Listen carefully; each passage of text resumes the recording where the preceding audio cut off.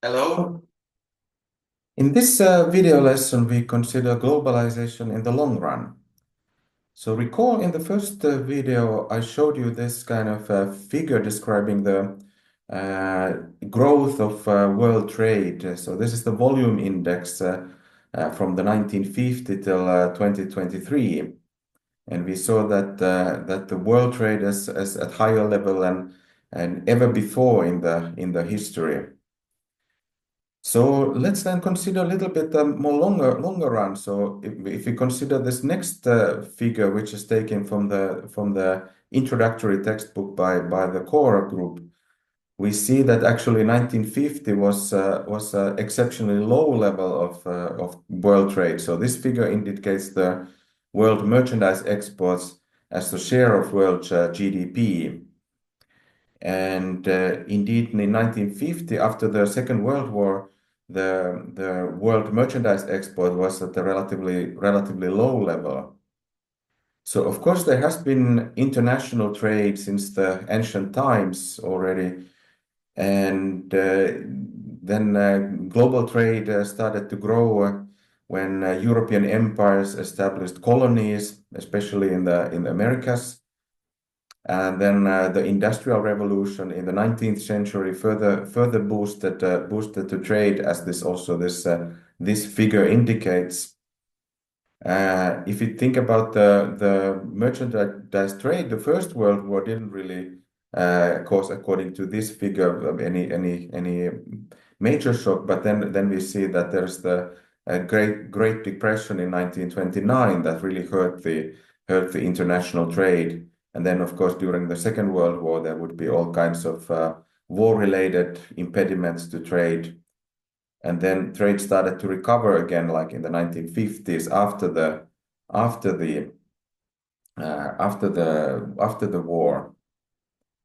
So then another thing is that, of course, the imports, exports, the volume of trade is not the only thing. We can also think about the globalization from the perspective of tariffs and quotas and other kinds of impediments to trade, which we will consider later in this course. So this figure, also taken from the core textbook, indicates an index of impediments to trade compared to the level of 1870. So this figure indicates that in the late 19th century there was this what was termed as globalization one. So these impediments to trade were decreasing. So this refers to the indeed tariffs were decreased. There would be less other kind of quotas and other types of barriers of trade.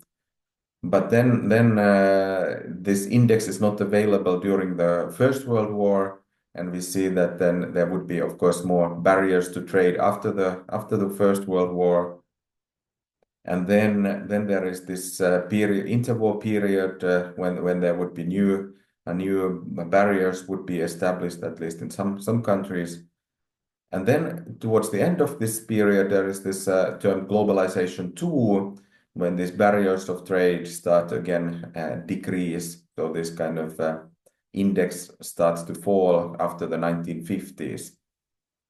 So that's another perspective to globalization, and we will of course also consider in this course this tariffs and other impediments to trade.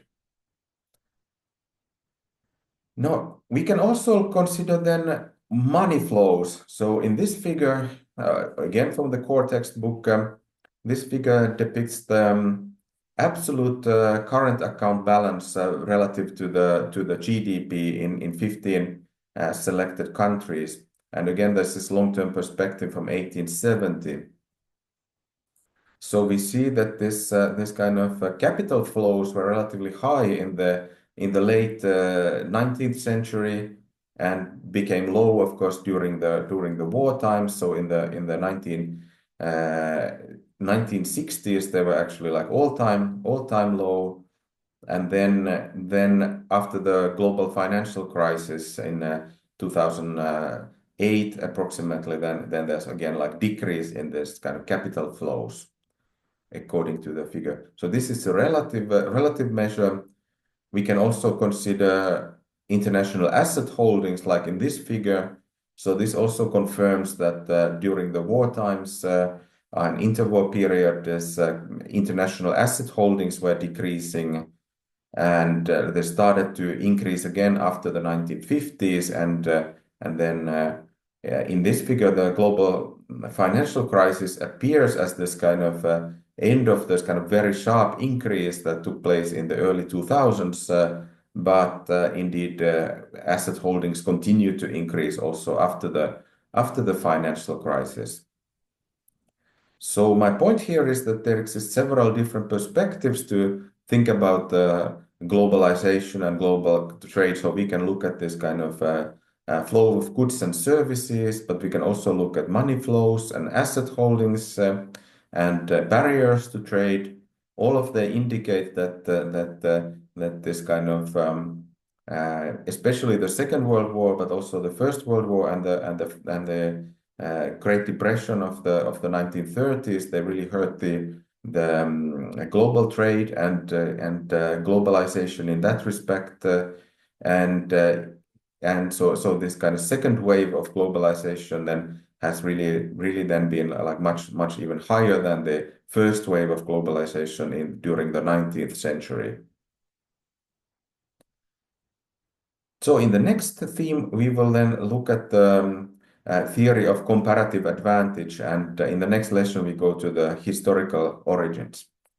Thank you, and see you then.